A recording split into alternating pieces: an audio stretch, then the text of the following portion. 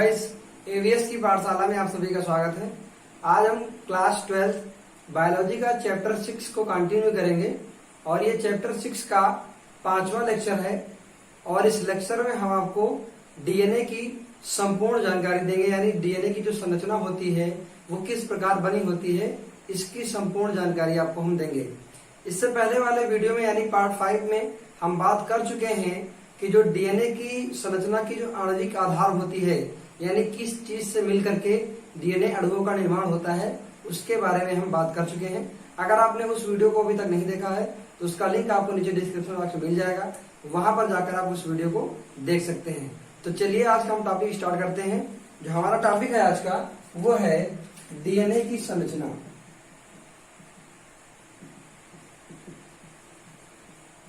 DNA की जो संरचना होती है पार्ट 5 में हम आपको बता चुके हैं, ये एक पॉलीन्यूक्लियोटाइड संरचना होती है, यानी डीएनए एक पॉलीन्यूक्लियोटाइड संरचना है। पॉलीन्यूक्लियोटाइड मतलब क्या होता है, हम आपको बता चुके हैं कि न्यूक्लियोसाइड क्या होता है और न्यूक्लियोटाइड क्या होता है। ठीक है, न्यूक्लियोटाइड का मतलब है एक पेंटोज शुगर, फास्फेट समूह और नाइट्रोजनी समाचार। इन तीनों के मिलने से बनता है एक क्या, न्यूक्लियोटाइड। और बहुत सारी न्यूक्लियोटाइड मिल करके एक चेन बनाते हैं, उस चेन को बोलते हैं एक पॉलीन्यूक्लियोटाइड चेन। और दो पॉलीन्यूक्लियोटाइड चेन के सर्पिलाकार जुड़ने से, सीढ़ीनुमा जुड़ने से डीएनए जो अणु होता है इसकी संरचना का निर्माण होता है। तो आज हम पढ़ रहे हैं डीएनए की संरचना। और डीएनए की संरचना को पढ़ने से पहले मैं आपको एक वैज्ञानिक नियम दिया है कि जो डीएनए की संरचना होती है उसमें किस प्रकार से जो समाचार होते हैं किस प्रकार से जुड़ते हैं। तो पहले हम इसके बारे में जान लेते हैं। उनका नाम है 4 गैप्स रूल।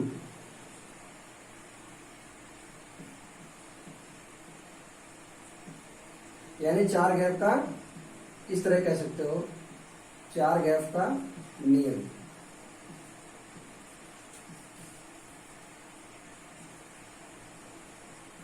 चरगैप्स रूल, ठीक है। चरगैप्स रूल, चरगैप एक वैज्ञानिक है, एरविन चरगैप। इन्होंने कई प्रकार के जीवों में अनेक प्रकार के जो डीएनए होते हैं उसका अध्ययन करने के बाद और जो लेविन ने संरचना दी थी डीएनए की, उसको नकारते हुए इन्होंने अपना रूल बनाया। अब हम लोग ये जान लेते हैं कि जो फीबस ए लेविन थे उन्होंने अपनी संरचना के यानी डीएनए की संरचना के बारे में क्या बताया था। ठीक है, तो जो फीबस ए लेविन थे उन्होंने अपने डीएनए की संरचना के बारे में उन्होंने बताया था कि 4 यानी कि इसको कह सकते हो टेट्रा न्यूक्लियोटाइड परिकल्पना जिसे बोला जाता है। टेट्रा न्यूक्लियोटाइड परिकल्पना किसने दिया था, फीबस ए लेविन ने दिया था। और जो सबसे पहला यानी प्रथम प्रयास डीएनए की संरचना का प्रथम प्रयास किसने किया था, फीबस ए लेविन ने किया था। और उन्होंने एक परिकल्पना दी जिसे बोलते हैं टेट्रा न्यूक्लियोटाइड परिकल्पना। ठीक है, क्या बोलते हैं, टेट्रा न्यूक्लियोटाइड परिकल्पना। इसमें इन्होंने क्या बताया कि जो छोटे छोटे जो छोटे छोटे न्यूक्लियोटाइड के अणु होते हैं, ये न्यूक्लियोटाइड के अणु आपस में जुड़ जुड़कर 4 एक समूह बनाते हैं जिसमें 4 न्यूक्लियोटाइड होती हैं। यानी जैसे मान लेते हैं ATGC, ये बताया था किसने, फीबस ए लेविन ने। और ये जो चारों न्यूक्लियोटाइड हैं ये आपस में पीछे से जुड़ जुड़ करके, कहां से, पीछे से, यानी इस साइड से बार बार जुड़ जुड़ करके एक पॉलीन्यूक्लियोटाइड चेन बना लेते हैं। ठीक है, तो इसी को चरगैप ने गलत सिद्ध कर दिया। किस तरीके से, यानी उसको किस तरीके से गलत सिद्ध किया इसके बारे में हम जानेंगे। यानी जो उन्होंने रूल दिया है चरगैप रूल जिसे कहा जाता है, इसको हम आइए समझते हैं। ठीक है, तो चरगैप रूल में चरगैप जो साइंटिस्ट थे इन्होंने जो पहला नियम बताया, पहला नियम ये बताया कि जो जितने प्रकार के डीएनए होते हैं सभी प्रकार के डीएनए में जो एडेनिन समाचार होता है उसकी अणुओं की जो संख्या होती है वो थायमीन समाचार अणुओं की संख्या के बराबर होती है। ठीक है, ये पहला इन्होंने अपना नियम दिया था कि यानी कि जो एडेनिन समाचार अणु हैं, इनकी जो संख्या है वो थायमीन अणुओं यानी थायमीन समाचार अणुओं की संख्या के बराबर होती है। उसी प्रकार से इन्होंने ये भी बताया था कि जो ग्वानिन होता है, ग्वानिन समाचार अणुओं की संख्या हमेशा साइटोसिन समाचार अणुओं की संख्या के बराबर होती है। कहने का मतलब ये है कि अगर देखा जाए तो A बराबर क्या हो गया T, G बराबर C, यानी अगर देखा जाए तो प्यूरिन और पिरिमिडीन की संख्या बराबर होती है, यानी A plus G equal to C plus T। ये इसको हम इस तरह भी कह सकते हैं, प्यूरिन इक्वल टू पिरिमिडीन, ठीक है, प्यूरिन इक्वल टू पिरिमिडीन। तो सबसे पहला चरगेव का नियम क्या है, एडेनिन हमेशा थायमीन अणुओं की संख्या के बराबर होता है, ग्वानिन समाचार अणुओं की संख्या साइटोसिन अणुओं की संख्या के बराबर होती है, यानी कि A plus G equal to C plus T, अर्थात प्यूरिन इक्वल टू पिरिमिडीन। ये चरगैप का पहला नियम है, ठीक है। अब चलते हैं दूसरे नियम की ओर। दूसरे नियम में इन्होंने बताया था कि जितने भी प्रकार के डीएनए होते हैं, सभी प्रकार के डीएनए में जो A प्लस T तथा G प्लस C ये जो जोड़ियां होती हैं, सभी जितने प्रकार के जीव होते हैं सब में ये भिन्न भिन्न होता है।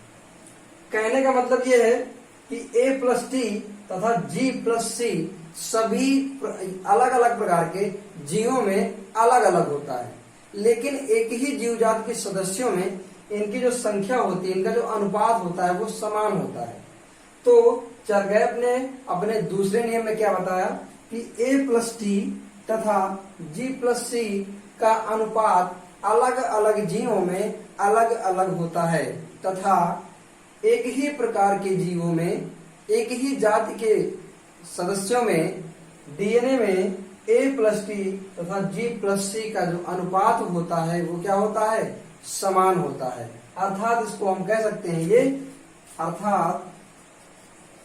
ये जातीय लक्षण होता है।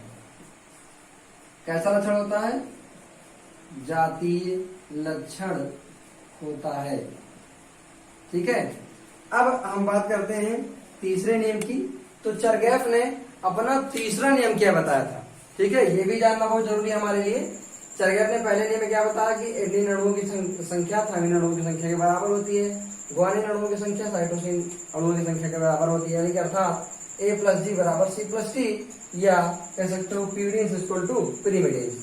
अब दूसरा उन्होंने क्या बताया कि A प्लस T तथा G प्लस C अर्थात ये जातीय लक्षण होते हैं, यानी कि A प्लस T तथा G प्लस C अलग अलग जीवों में जो इनका अनुपात होता है वो अलग अलग होता है, परंतु एक ही जीवजात के सदस्यों में इनका अनुपात समान होता है, ठीक है। दूसरी बात उन्होंने बताई थी कि एक ही जीव जातियों, जितनी भी एक ही प्रकार की जीव जातियां हैं, एक ही जीव जातियों की सदस्यों में क्या होता है, इनके जो डीएनए अणुओं की संख्याएं होती हैं ये क्या होती हैं, समान होती हैं। जैसे मान लीजिए कि मानव जाति है, तो मानव जात में जो डीएनए अणुओं की संख्या होगी वो समान होगी। अब कोई दूसरा जाति ले लें, जैसे बिल्ली ले लें, है ना, या कोई और ले लें एग्जाम्पल के तौर पे, तो उनमें जो क्या होता है कि डीएनए अणुओं की संख्या क्या होती है, समान होती है। ये तीसरा पॉइंट बताया था। तीसरा पॉइंट क्या बताया था कि डीएनए अणुओं की संख्या एक ही जीव जाति के सदस्यों में समान होती है। डीएनए अणुओं की संख्या एक ही जीव जाति के सदस्यों में समान होती है। ये थे चरगैप के 3 रूल।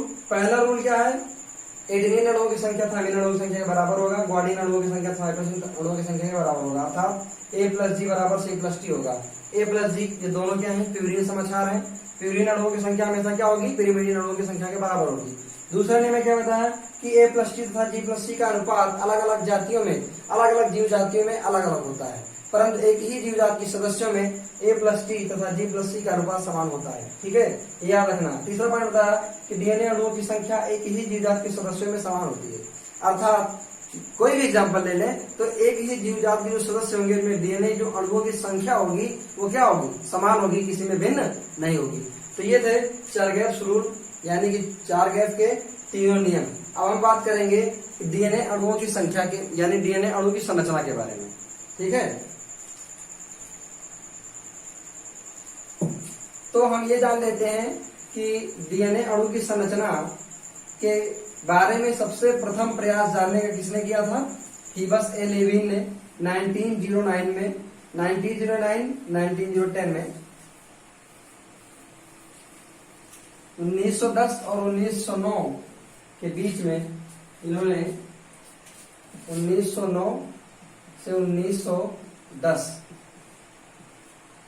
में हीबस ए लेविन ने सबसे प्रथम प्रयास किया था कि डीएनए अणुओं की संरचना के बारे में जानने का। अब उसके बाद हम बात करेंगे जो सर्वमान्य हमारा वाटसन एवं क्रिक द्वारा प्रस्तुत, वाटसन एवं क्रिक द्वारा प्रस्तुत डीएनए अणु की संरचना, डीएनए अणु की संरचना।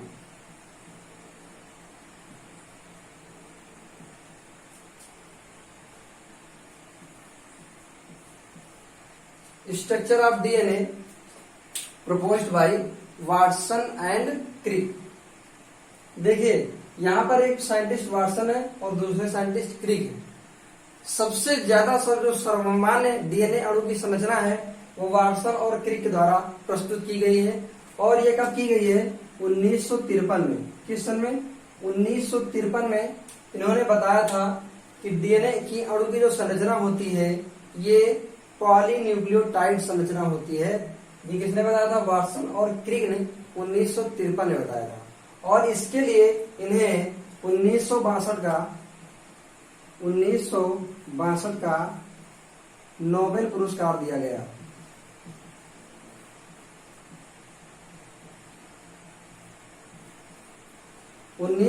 का नोबेल पुरस्कार किसके लिए दिया गया? डीएनए अणु की संरचना की खोज के लिए इन्हें दिया गया। तो आइए हम समझ लेते हैं कि जो वाटसन एवं क्रिक के द्वारा डीएनए अणु की संरचना के बारे में बताया गया है, इसको हम पॉइंट वाइज समझेंगे कि किस तरीके से वाटसन और क्रिक ने डीएनए अणु की संरचना के बारे में बताया है। ठीक है, तो चलिए आइए हम समझ लेते हैं।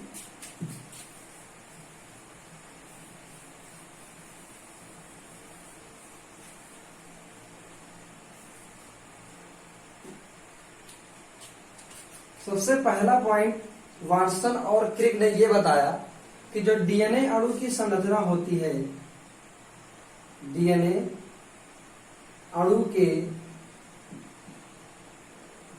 पॉलीन्यूक्लियोटाइड्स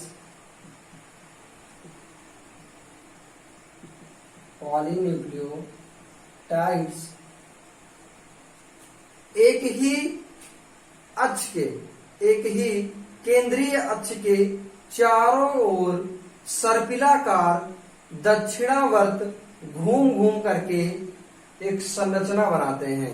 ठीक है, यानी कि डीएनए अणु के पॉलीन्यूक्लियोटाइड्स एक ही केंद्रीय अक्ष के, एक ही केंद्रीय अक्ष के चारों ओर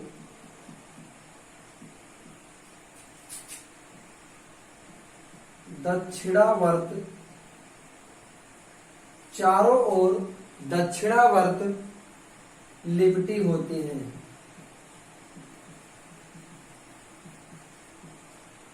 कहने का मतलब ये है कि अगर हम इसको अगर हम एक केंद्रीय अक्ष मान लें तो यहां पे देखिए इस तरीके से डीएनए अणु की संरचना यहां पर इस तरीके से लिपटी होती है, इस तरीके से, यानी ये केंद्रीय अक्ष हो जाएगा। और इसके जो इस तरीके से इसके चारों ओर इसकी जो दो पॉलीन्यूक्लियोटाइड चेन्स होती हैं सर्पिलाकार केंद्रीय अक्ष के चारों ओर दक्षिणावर्त घूमी हुई यानी कि लिपटी हुई रहती हैं। ठीक है, जिसकी जो चौड़ाई होती है, जिसकी चौड़ाई 20 एंगस्ट्रॉम होती है। कितने एंगस्ट्रॉम होती है? 20 एंगस्ट्रॉम होती है। ये पहला पॉइंट है। अब हम दूसरा पॉइंट समझ लेते हैं। अब दोनों सूत्र हैं, एक सूत्र ये वाला था, दूसरा सूत्र ये वाला था। तो दोनों सूत्र के नाइट्रोजनीय समाक्षार हाइड्रोजन बंध द्वारा, किसके द्वारा? हाइड्रोजन बंध द्वारा जुड़े रहते हैं। बहुत ही इंपॉर्टेंट पॉइंट है ये, कि जो दोनों सूत्र के नाइट्रोजनी समाक्षार एडेनिन, ग्वानिन, साइटोसिन, थायमिन होते हैं, वो हाइड्रोजन बंध के द्वारा जुड़े रहते हैं। तथा पेंटोज शर्करा, यानी कि एक पेंटोज शर्करा दूसरी पेंटोज शर्करा से, एक पेंटोज शर्करा दूसरी पेंटोज शर्करा से, किसके द्वारा? फास्फेट समूह द्वारा, फास्फेट समूह से फास्फोडाइस्टर बंध द्वारा, किसके द्वारा? फास्फोडाइस्टर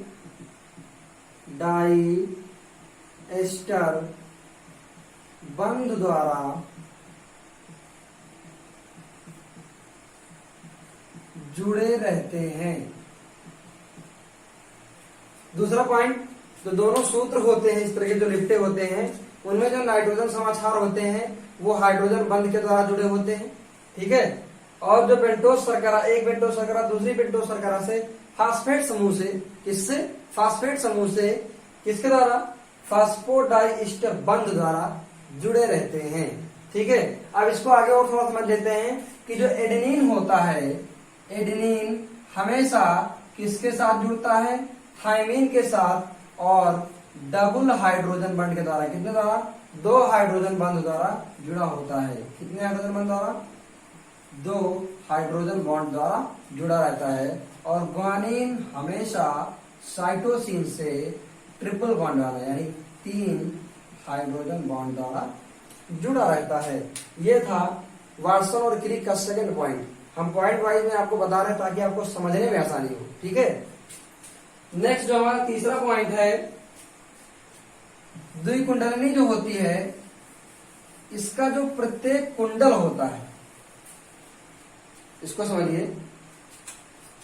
तीसरा पॉइंट, जो 2 सूत्र है इसको हम कुंडलिनी बोल सकते हैं। 2 कुंडलिनी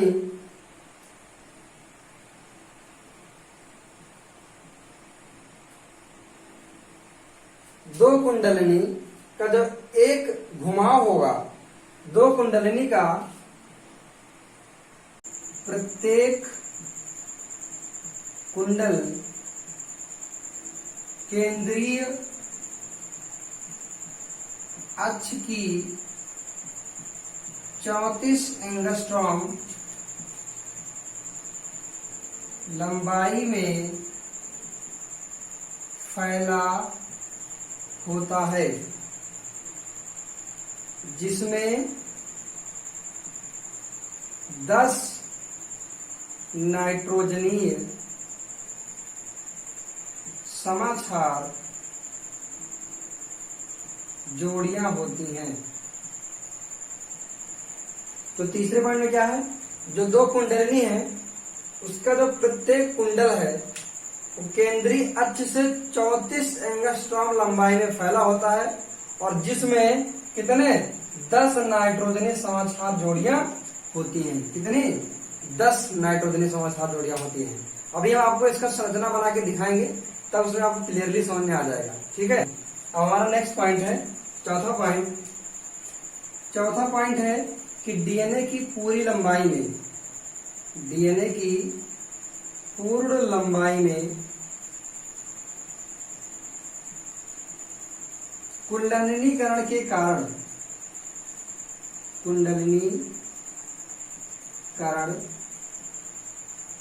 कारण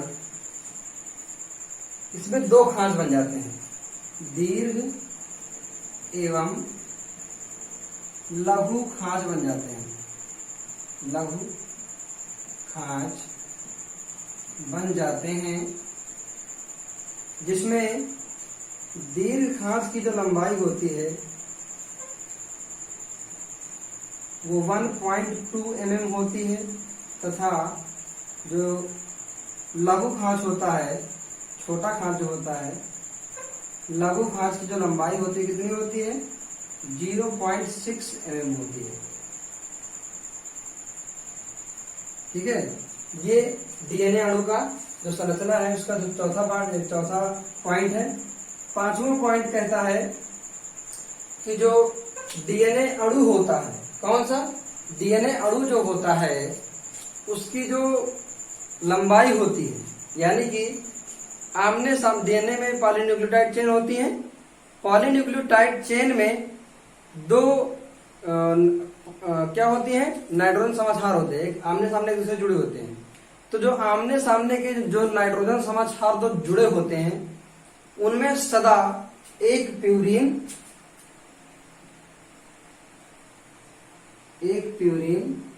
तथा सदा एक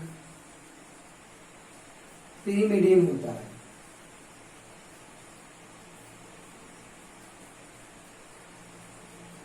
यानी पांचवा पॉइंट क्या कहता है कि जो आमने सामने के जो नाइट्रोजन समाक्षार जुड़े होते हैं, एक पॉलीन्यूक्लियोटाइड चेन ये एक ये, यानी एक ये, तो इसमें जो नाइट्रोजन समाक्षार होगा इस तरीके से जो जुड़े रहते हैं, तो एक ये वाला क्या होगा, प्यूरिन का होगा, दूसरा क्या होगा, ये वाला रेड वाला कैसा होगा, ये पिरिमिडिन का होगा।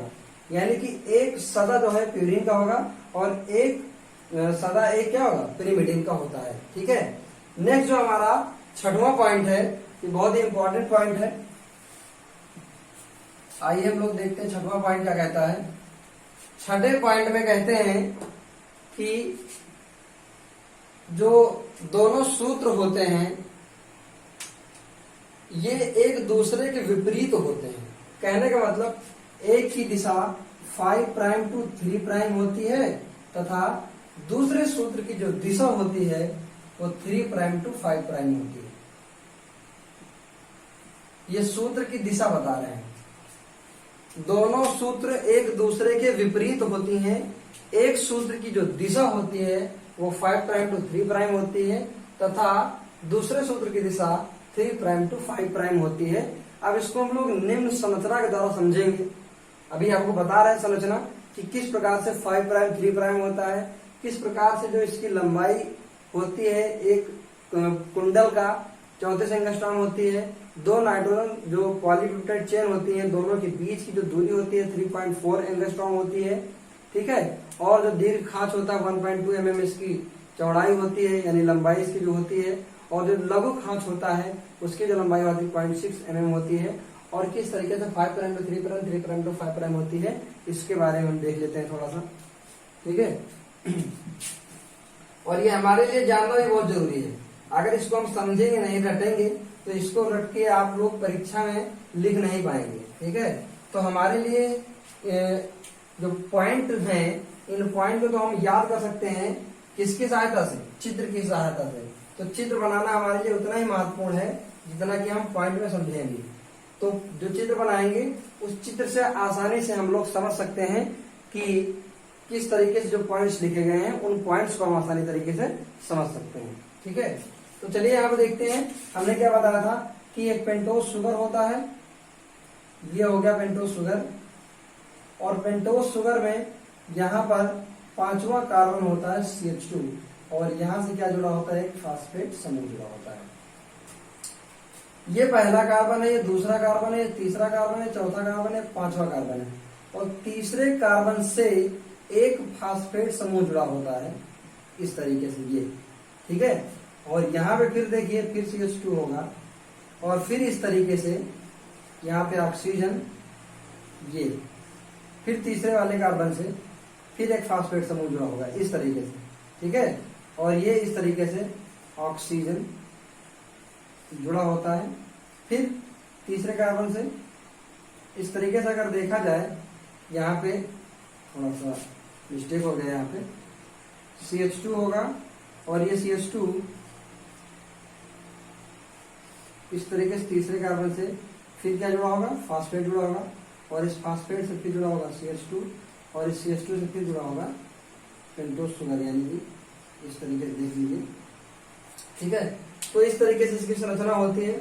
दूसरा जो हमारे पास मॉलिक्यूल, दूसरा न्यूक्लियोटाइड हमारे पास जो है वो इस तरह होता है। इसको हम समझ लेते हैं। ये देखिए, ये ऑक्सीजन है, यहाँ पर ये ऑक्सीजन है, और यहाँ पर है CH2 और इससे जुड़ा होता है P, ठीक है। अब इस तरीके से यहाँ पे क्या है, OH जुड़ा हुआ है, यहाँ पर भी क्या जुड़ा होगा, P जुड़ा होगा। यहाँ पर इस तरीके से ये OH को हटाते हुए चला आ रहा है, तो यहाँ पे क्या जुड़ा होगा, मान लेते हैं यहाँ पे OH ही जुड़ा होगा, तो ये OH यहाँ पे जुड़ा होता है, ठीक है। तो इसको समझ लेते हैं। ये यहाँ पे किससे जुड़ा होगा, फास्फेट से जुड़ा ही है, तो फास्फेट से ये इस तरीके से ऑक्सीजन ये यहाँ पे इस तरीके से जुड़ा होगा, और यहाँ पर होता है एडेनिन और इससे जुड़ा होता है थाइमिन। ये हमारे क्या है, ये नाइट्रोजन बेस है, ठीक है। उसी तरीके से सी से जुड़ा होगा, ठीक है। अब यहाँ पर फिर से CH2 और ये P से जुड़ा होगा। P फिर किससे जुड़ा होगा,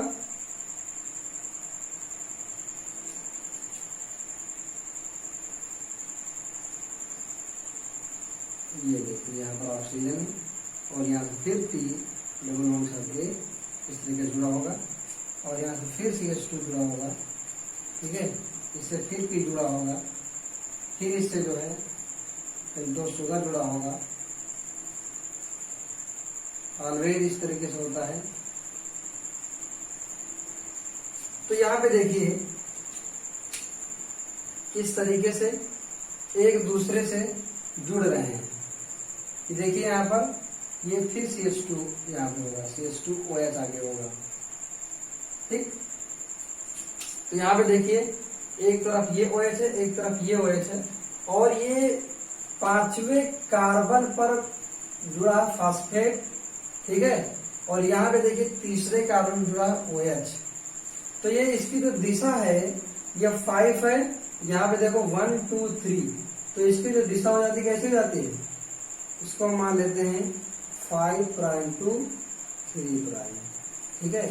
इसको मानेंगे तो यहाँ पे देखिए 3 है, और ये पांचवें कार्बन जुड़ा हो, पांचवें कार्बन से, ठीक है। फास्फेट समूह यहाँ पे हटेगा तो जुड़ेगा फास्फेट समूह। तो ये क्या है, 3 to 5 प्राइम है, देखिए, ठीक है। दोनों की दिशा क्या होती है, अलग अलग होती है। एक की दिशा 5 प्राइम टू 3 प्राइम है, दूसरे की दिशा 3 प्राइम टू 5 प्राइम है। यहाँ पे हमने देखिए बताया था पॉइंट में, पहला पॉइंट हमने बताया था कि एक सेंट्रल एक्सिस होगा, यानी केंद्रीय अक्ष होगा, और केंद्रीय अक्ष के चारों तरफ घुमावदार यानी कि सर्पिल के आकार का दक्षिणावर्त में घूम घूम करके ये जो है इस तरीके से कुंडलिनी का रूप धारण करते हैं केंद्रीय अक्ष के चारों ओर, ठीक है। जिसकी जो चौड़ाई होती है कितनी होती है, इसकी जो चौड़ाई होती है कितनी, 20 एंगस्ट्रॉम होती है। अभी एक और स्ट्रक्चर हम बनाएंगे जिसमें आपको और क्लियरली समझ में आ जाएगा। ये दोस्तों हमारी प्लस जो हमारा स्ट्रक्चर है हमारी प्लस फॉर्मूला पे बनाया गया है। ये पेंटोस शुगर है, ये फास्फेट है, ये क्या है, नाइट्रोजन समाक्षार है, ठीक है। तो ये हमारा एडेनिन है, थायमिन का डबल बॉन्ड से, डबल हाइड्रोजन बंध के द्वारा, और गुआनिन हमेशा साइटोसिन के साथ ट्रिपल बॉन्ड से जुड़ा होता है। तो आई होप कि आपको समझ में आ गया होगा कि 5 प्राइम और 3 प्राइम क्या होता है और किस तरीके से डिसाइड होता है। यानी कि यहाँ पे देखिए, तो ये पहला कार्बन, ये दूसरा कार्बन, ये तीसरा कार्बन, ये चौथा कार्बन, ये पांचवा कार्बन, ठीक है। ये आपको समझ में आ गया होगा। तो इस तरीके से देखिए, ये पहला, दूसरा, तीसरा, चौथा और पांचवा, ये तीसरे जुड़ा हुआ है। इसी तरह इसमें भी 1 2 3 4 और 5 यानी 3 प्राइम टू 5 प्राइम। ये आपको समझ में आ गया होगा कि एडेनिन हमेशा थायमिन के साथ जुड़ता है, ठीक है। और एक बात याद रखना कि जो पहले कार्बन पर नाइट्रोजन बेस जुड़ा होता है हमेशा, पिछले वीडियो में बताया था कि पहले कार्बन पे हमेशा जो नाइट्रोजन समाधान होते हैं पहले कार्बन पर जुड़े होते हैं। ठीक है, आई होप आपको ये जो स्ट्रक्चर बताया गया है ये क्लियरली आपको समझ में आ गया होगा। अब हम लोग देखते हैं जो जनरली हम लोग बना सकते हैं एग्जाम में, इसको भी बना सकते हैं एग्जाम में, लेकिन ये टाइम टेकिंग है थोड़ा सा, इसमें थोड़ा सा समय लगता है। तो हम दूसरी संरचना देख लेते हैं किस प्रकार से डीएनए की संरचना होती है।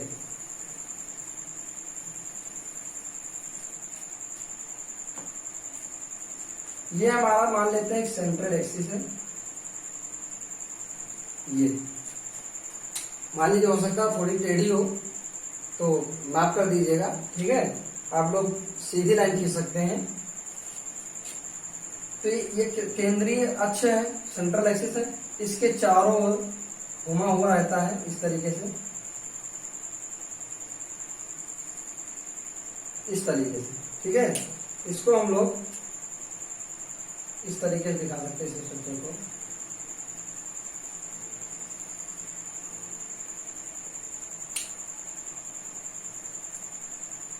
दूसरा जो हमारा जो हेलिक्स है, इसको हम लोग दूसरे कलर से दिखा दें, ज्यादा आसानी रहेगी समझने में।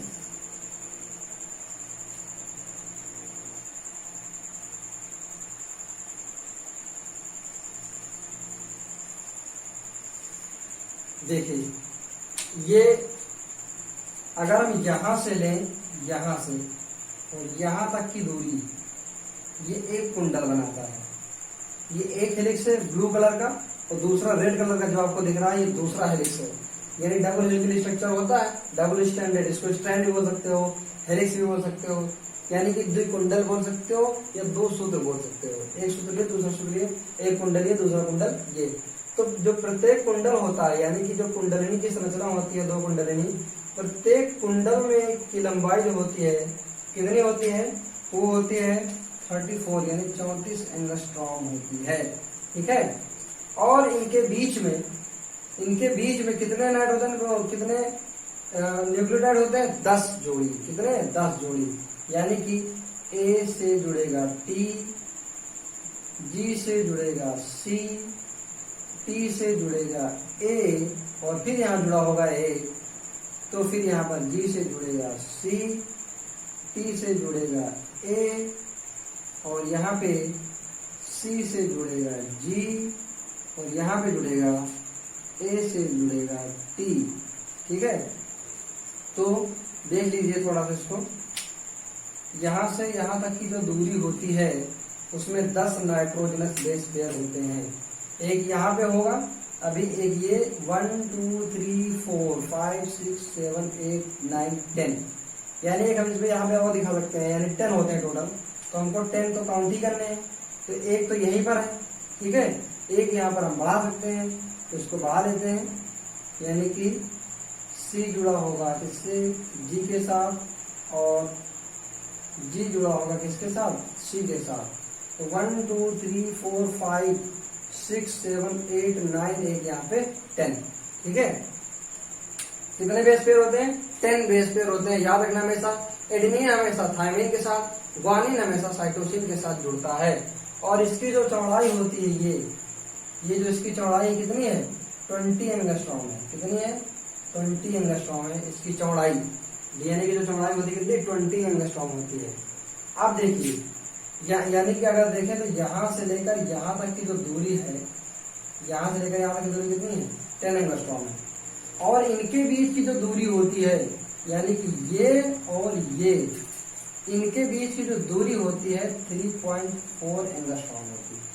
ठीक है, दो न्यूक्लियोटाइड बेस पेयर के बीच की दूरी 3.4 एंगस्ट्रॉम होती है। और हमने बताया था कि प्रत्येक कुंडल में, यानी कि प्रत्येक कुंडल में 2 खांच बनते हैं, पूरी लंबाई में 2 खांच बनते हैं, एक छोटी खांच एक बड़ी खांच, दीर्घ खांच और लघु खांच।